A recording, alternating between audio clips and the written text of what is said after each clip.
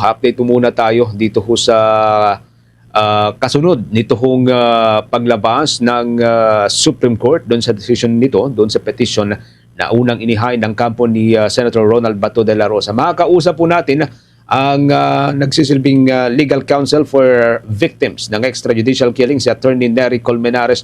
Magandang gabi ho sa inyo and welcome sa Bombo Radio Philippines. Welcome back sa Bombo Network News. Attorney Colmenares, si Bombo Genesis at Bombo Ever po ito. Live po tayo napapakinggan at napapanood sa Bombo Radio Philippines. Attorney. Hi, good evening. Bombo Genesis at Bombo Ever at sa lahat po ng viewers ninyo. Thank you so much for joining us sa Bombo Radio Philippines, Attorney. Una kuha siguro kami ng overview kung nabasa na ho ninyo yung pong desisyon ng Supreme Court. I understand na ito po'y pabor para ho sa mga victims ng extrajudicial killings. Attorney Colmenares, sir. Sorry, hindi ko na rinig ang pero kung if you're asking about the Supreme Court decision of Bato de la Rosa, masaya ang mga biktima, kami lahat, kasi matagal na namin hinihingi na i-execute na yung warrant. In fact, matagal na rin namin hinihingi dati na ilabas ang warrant of arrest. So natuwa kami na may warrant of arrest na na-issue, pero nadismaya naman kami sa ginawa ng Pero ngayon nag-desisyon na ang Korte Suprema. We're asking the executive, the President of the Republic, si President Marcos at ang NBI at ang DOJ at authorities to execute the warrant. In fact, kahit na kahapon pa o the other day, kahit wala pang desisyon ng Korte Suprema, hanggat walang TRO si Senator Bato de la Rosa, pwedeng i-execute yung warrant. So, di lalo na ngayon na nagdesisyon ng Korte Suprema na ibasura yung kanyang prayer for a TRO, dapat i-execute yung warrant of arrest kay Senator Bato de la Rosa. So, from the beginning, ina-expect na ho ninyo na ibabasura po ng Supreme Court yung kanyang kahilingan, Attorney? Hindi naman namin alam kung ang desisyon ng Korte Suprema, but we believe na napakalakas kasi ng validity ng warrant. May tratado tayo, may treaty tayo na kinilala natin, 2011 pa nang pinirmahan natin yan, na ang ICC ay may poder na mag-issue ng warrant of arrest. Pangalawa, pumayag din tayo na pumirma tayo sa treaty na kahit nag-withdraw na tayo, pwede nating i-execute yung warrant. And in fact, obligado tayong i-execute yung warrant kahit nag-withdraw na tayo, basta ang kaso ay nasimulan na bago nag-withdraw ang Pilipinas. Nasimulan na yung kaso bago pa man nag-withdraw ang Pilipinas. In fact, kaya nga inutos ni President Duterte na mag-withdraw ang Pilipinas sa ICC dahil kinakasuhan siya doon. So kung ganun pala ang pinirmahan natin na obligasyon under the Rome Statute, yung treaty, o di ipatupad natin. Kasi pangit naman yun, sabihin ng ibang bansa, kayo pala pirma kayo ng pirma ng treaty, ayaw niyong ipatupad. Ang pangalawang dahilan maliban sa treaty, may batas tayo, Republic Act 9158, na nagsasabi na pag may warrant of arrest ang isang tao, kaya may isang kaso doon sa international court, ay pwede siyang isurrender natin. So may batas na in fact sabi nga doon sa batas na yan hindi nga nasabi yung issue ng warrant doon, pero i-presume natin na may warrant na na-issue yung international court, i-surrender natin yung akusado. So wala akong nakitang rason bakit sabihin ng Korte Suprema na invalid yung warrant. So in that sense siguro, we were hoping and praying na sana naman mabasura yon. And in fact, totoo naman, hindi naman binigay ang TRO na hinihingi. Attorney, appealable pa po ba ito? Kasi ang sabi ko ni Attorney Torion na tumatayong legal counsel ni Senator Bato is that i-explore nila ang possible legal remedies pa? Yes, they can always file whatever pleading they want to file. Ang punto, kahit nga na nag-file ka ng kaso sa Korte Suprema, hindi mahuhold ang warrant kung walang TRO. Marami na tayong nakita niyan, Genesis, Ever, na mga mayor halimbawa na papalitan ng isang kandidato na supposedly nanalo, umakyat siya sa Korte Suprema, kung hindi ma-TRO yung pagpalit sa kanya, edi talagang papalitan siya. Diba? Bakit naman iba ang batas kay Senator Bato? Hindi naman siya nag-grant ng TRO, tapos hindi i-execute yung warrant. Yung ordinaryong tao, pag may warrant of arrest at walang TRO, ipapatupad ng NBI at ng pulis. In fact, pag hindi pinatupad ng executive ang warrant of arrest na ito, ang sama ng implikasyon. This is unjust discrimination and unequal protection under the law. Pag ordinaryong tao ka, may warrant of arrest ka, pwede ka palang hulihin. Pero pag mga katulad ni Senator Bato, may petition siya sa Korte Suprema, hintayin. Kung 10 taon yun, ang mga biktima matagal na naghihingi ng justisya. So we're asking the executive to implement the warrant of arrest. Otherwise, magpapakita ito na hindi patas ang batas. Pag ikaw ay mahirap, talagang kulong ka, arestado ka. Pero pag malakas ka, mayaman ka, o senador ka, hindi ka pala pwedeng madaling ikulong. Parang yun ang ibig sabihin dito, pag hindi in-execute ng presidente ang warrant of arrest kay Senator Bato de la Rosa. And I believe ito rin yung stand ng Malacanang kanina sa statement ng Palasyo, attorney, naninindigan sila na pugante na si Senator Bato. So I understand na siguro i-execute din yung warrant of arrest. However, kay attorney. Correct. Opo. In fact, pag fugitive ka na, may desisyon ng Korte Suprema, if you're a fugitive, you can no longer even avail of legal remedies.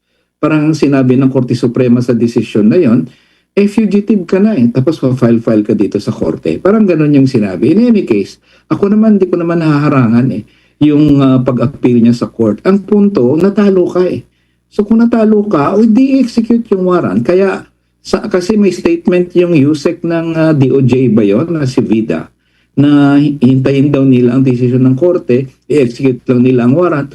Pag si Senator Bato ay aalis ng bansa, walang batas na ganyan.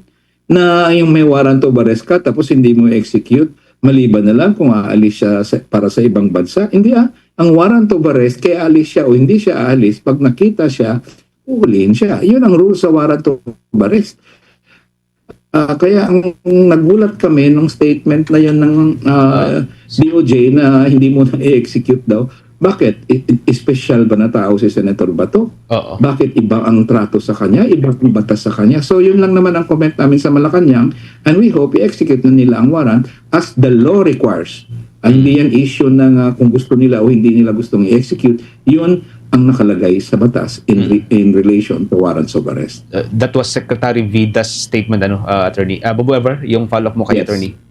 Alright. Attorney, after nga po noong naging ruling po ng Korte Suprema, maaari na po bang maaresto ngayon si Senator Bato de la Rosa if ever man na siya po ay makita na at kahit ito pong tinatawag na citizen's arrest, maaari na po ba itong isagawa?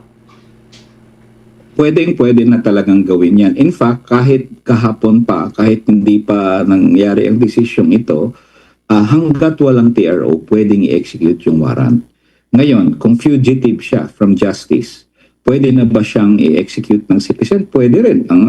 In a sense, may requirements ang rules of court pag citizen ang mag-arrest. Siyempre, una i-inform mo siya you're executing a citizen's arrest. Ang pangalawang requirement, use reasonable force. Hindi ka naman otoridad At pangatlo, siyempre, i-turn over mo siya agad. But in any case, ang mga rules sa citizen's arrest ay of course yung flagrante delicto, and secondly, pag fugitive from justice. If fugitive from justice na si Senator Bato, therefore, pwede na rin siyang i-execute ng citizen. Pero ganito, we don't want the citizens to execute it. We want the government to execute it. Tungkulin nyo yan ang pag marami dyan mga ordinaryong tao, inaaresto ng gobyerno, inaaresto ng executive, ng NBI, ng police. Tapos si Senator Bato hindi niyo i-execute, lalo na natalo siya doon sa TRO niya. We want the government to execute it. And this is a challenge to the NBI and the DOJ and the police. I-execute, hindi porket dati yung chief PNP yan, papaboran nyo. Hindi pwedeng dahil senador siya, dahil kung ano pa mang political considerations nyo. Justice ang issue dito. Kung ano mang political considerations nila dahil senador siya o malakas siya, sana hindi yan papasok dito dahil dehado ang mahirap dito. Dehado dito ang hindi senador, hindi politically strong na mamamayan. Parang ang sinasabi, ang batas hindi patas. At parang ang sinasabi, ang mahirap ang hustisya sa mga mahihirap. So ipatupad sana nila ng gobyerno yan at wag na maghintay ng citizen's arrest. Right. How about naman po, attorney, doon sa mga tutulong kay Senator Bato de la Rosa simula po ngayon after ng ruling ng Korte Suprema, mayroon po ba silang pananagutan? Well, ang nangyari sa Senado, for example, may investigation, so you want to find out kung ano ang nangyari doon sa Senado. Kasi klaro yan sa PD 1829, yung obstruction of justice law, na ano yun na pag ikaw ay nag-obstruct sa service ng process or court order, you're liable. So nakalagay naman yan sa batas, so pwede silang kasuhan under that. Siyempre, ang pag ikaw ay tumulong na tumakas siya, may liability ka. So kung sino man yung na-find out sa investigation na hinarang ang pag-serve ng process, dapat managot. Alam nyo, ever Genesis, lahat naman ng inaaresto siguro may reklamo sa warrant Pwede niyang sabihin, ay hindi totoo yan o ano pa man. Pwede naman niyang sabihin. Pero huli siya. Mag-file siya ng kaso sa korte pero huli siya. Hindi pwedeng i-interpret yan ng police o ng NBI yung legality o validity ng warrant. Wala yan sa batas So, ngayon, magpaliwanag ka sa korte kung gusto mo, pero huli ka muna. Dito parang nagsasabi na sila, hindi, ang interpretasyon namin sa warrant, it should be issued by local courts. Saan nakalagay? May nakalagay ba na batas na Filipino courts, only Filipino courts can issue a warrant? Even if mayroon pa silang masite na batas na ganyan, yung treaty mismo, nag-allow na tayo ng execution ng warrant dito. Kaya, huwag naman nilang sabihin, lahat na lang ginamit nila Pati sovereignty natin. Lahat ng treating pinipirmahan mo, ang tawag dyan sa batas, may auto-limitation ka. Diba? Ibig sabihin nililimitahan mo ang soberenya mo pag pumirma ka ng treaty, di ba? Pag may pumirma tayo ng treaty convention, Vienna Convention on the Law of Treaties, at consular officials, nakalagay doon, pag ambassador, diplomat, hindi pwedeng hulihin. Di ba? Pumapayag tayo na i-limit yung ating soberenya pag pumipirma tayo ng treaty na pag ambassador yan, pag diplomat yan, hindi pwedeng hulihin yan, or criminal and civil cases, di ba? May mga ganun basta official acts niya. So, I don't see any reason yung lahat na lang ginamit nila na bigla silang naging pro-Filipino, bigla silang naging nationalist, dapat kampihan natin yung Pilipino. Nung panahon nila Bato de la Rosa, binibigay nilang sovereign claims natin sa China. Tapos ngayon, bigla sila naging pro-Filipino, ayaw nila ng foreign. Para sa akin, hypocrisy yan, yung mga pro-nationalist nila na statements ngayon, dahil sila ang nakasala ngayon, hindi katulad ng dati. Okay, Attorney, let's have you some other time ulit habang nagpo-progress itong kaso laban kay Senator Bato de la Rosa and of course kay dating Pangulong Rodrigo Roa Duterte. Again, thank you so much for joining us sa Bombo Radio Philippines, sa Bombo Network News, Attorney Colmenares, sir. Maraming salamat din po. Thank you. Good evening. Si Attorney Nery Colmenares, mga kabombo, ang nagsisilbi bilang isa sa mga legal counsel for EJK victims or extrajudicial killing victims. Kasunod po yan nung naging ruling kanina ng Korte Suprema doon ho sa